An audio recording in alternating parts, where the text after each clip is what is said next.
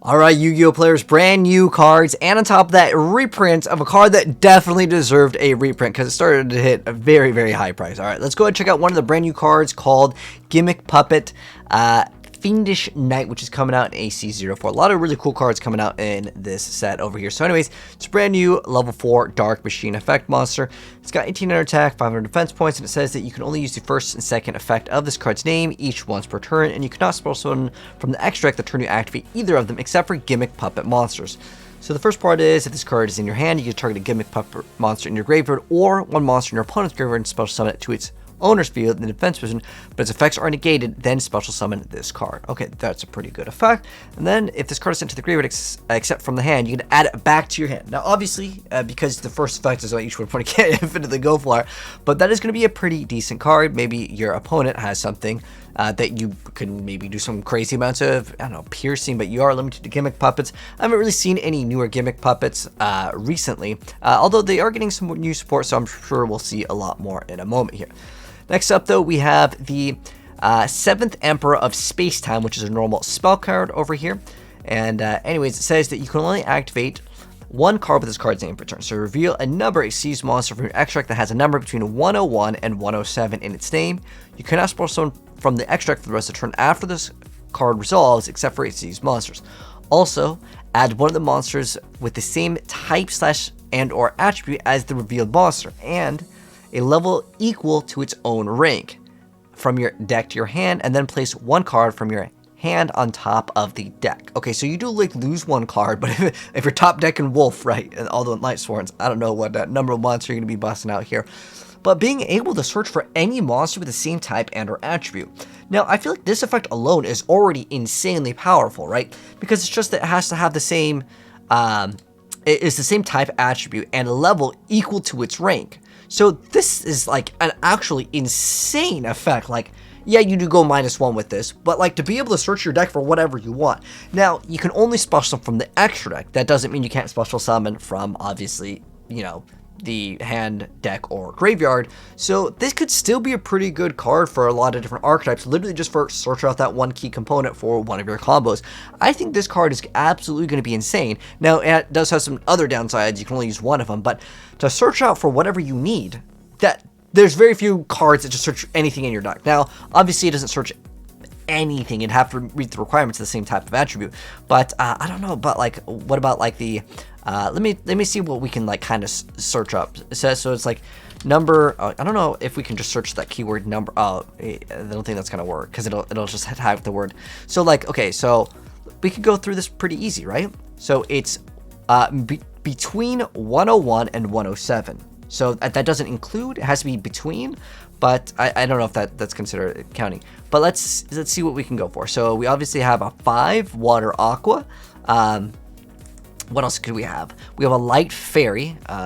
So yeah, we have a light fairy 4 or 5, which would be, I think I was talking to Fran Shasta, that other content creator. He was telling me you can search out Honest, which, yeah, that's good.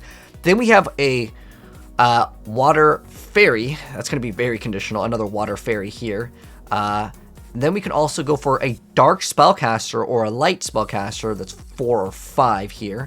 And then we also have a Fire Warrior 5, Fire Warrior 4. That's going to be insanely good. Like I said, there is so much potential with this card, even if you're not even playing the Xyz deck. Now, obviously, yes, it works well on that, but again, there's probably going to be so many targets. So we have an Earth Rock that's 4 or 5, and then if it counts 107, oh, you got like everything, man.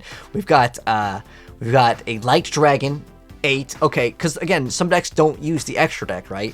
I mean, most decks will, but you also have a Light Dragon 9. And there's going to be a lot of potential combos with this for sure. Let me know, guys, what are some of the good targets to go ahead and bust out with this?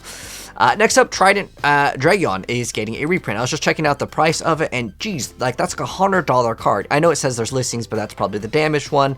But yeah, this card, I guess, just hasn't had a reprint because it was in a really long time. So that's Legendary Collection 5Ds, and then there's also in the Ultra Rare. I mean, they're both insanely expensive. Again, sometimes these prices, let me actually update this because I actually had this on a tab as soon as it got announced. Let me see if it's changed in price since a couple hours. All right, so let's go see if the price has gone way down. I mean, look at this, just that that unlimited for 63 at first, and it's $100. Like, it's basically a $100 card, right? Okay, it's gonna start to go down over here, and I mean, it was over $100, dude. That is crazy expensive for it, but you know, that's just how it works sometimes for certain Yu-Gi-Oh cards if they don't get a reprint. All right, so we have, I guess, another shark card called the Cutter Shark. Which is level 5 water fish, 0 attack, 2k defense. It says you can only use the first and second effects of this card's name each once per turn. First part is when a monster you control and no other cards is targeted for an attack or with a card effect, and this card is in your hand or graveyard, as a quick effect, you can attribute that monster to special summon this card. Second part of the effect is if this card is special summon, you get to activate this effect. Add 1 water monster from your graveyard to your hand during the end phase of this turn, except for Cutter Shark. And then we got a bunch of reprints of Right Hand Shark, Lantern Shark, Bushsaw, Abyss, Crystal, Lifeless Leaf Fish. Then we got number 32, Shark Drake, number 4, Stealth Kraken, Bahamut Shark, I like that card, White Mirror, and Xyz Revival Splash. If you guys didn't know, also, there's another set of Abyss cards coming out. There is a lot of people speculating that Mermails may get some support, so if you guys want to start picking up stuff, now's the time, because I'm pretty sure, like, we could go check real quick. Mermail, let's just type in the word Mermail. What's like the most expensive card, actually? I'm just kind of genuinely curious. I haven't checked out a lot of card prices. I mean, some of the stuff over here, Secret Rare Megalo is $14 still. Dang, that's still pricey. But like, if they come out with any more support, I mean, easily can double, quadruple up in price. So if you guys can get these cheap, I mean, Mermails have still been pretty solid in prices, like any of the old teas. I know that hasn't really dropped too much in price in the past, like, while, even though, like, I don't think most people play Linda anymore. This is like, yeah, dude, look at it, it was still like 20-30 bucks, but now might be the time, man. All right, anyways, on top of that, this is also for Rage of the Abyss. Oh, this is what I was talking about, guys. This is where a lot of people are thinking the other stuff is going to be coming out. Again, it's supposed to be like a bunch of water stuff. There's some support at one point. I remember in Yu-Gi-Oh! Dueling, people were playing like Abyss Soldier because we had a lot of like, we had to play a lot of the bootleg Mermails because, like, they just didn't have a lot of the cards in the game. Oh, no, bunch of reprints of the Shark stuff. All right. So, Rage of the Abyss, we do not have a release date, I guess, for it. So, it's 5/15, which was, I guess, yesterday. Technically, it's the OCG. Oh, wait. So, then this whole set is now revealed, right?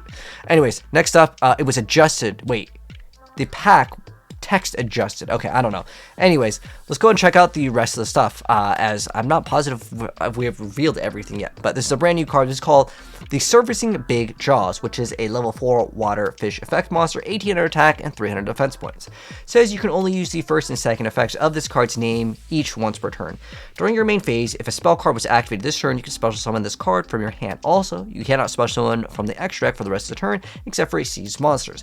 And then the second part says, if this card is normal or special summon, you get to add 1 fish shark monster from your deck to your hand. Wow, that's insane. And then the other, I mean, this is a pretty big downside, though. You can only go for Xyz. And then the third part is, if this card is used for Xyz to a water monster, you can treat it as a 3 or 5. So it does have some variety. And then a bunch of reprints of a bunch of those. Basically, like, that's like almost every shark card, probably. Like, that's a lot of shark cards over here. Off the top of my head, I don't know if any of these cards are expensive. Someone let me know down below. I honestly haven't been keeping up with, like, physical Yu-Gi-Oh! In terms of the prices. Okay. And I went ahead and actually looked and checked out for Rage of the Abyss, because over here it said 5/15, but we are already in 5/15, and I know off the top of my head, we don't have all the cards. And then I had just confirmed it over here, at least via the Wikipedia, we do not have all the cards, and the Japanese release date has actually changed to July. So it's not going to be coming out for a while. We might not even get this until like towards the end of the year in the TCG, but as far as it goes, yeah, the full spoiler list is not out yet, so I don't know what the heck that is over here. I guess it just says the pack artwork, and the text got adjusted, so whatever that means. I just thought that we had like all the cards out in the set from that post, but it's not. Anyways, that's gonna wrap things up. Let me know, guys, what you think of any of the brand new Yu-Gi-Oh cards or the reprints. If you guys enjoyed it, drop a like on it. If you're new, hit subscribe, turn that bell if you want to see gameplay of the cards in action very soon. TM. I've just been playing a lot of Marvel Rivals, so I haven't uploaded Yu-Gi-Oh. We'll get a lot more Yu-Gi-Oh very soon, Kappa. But peace out.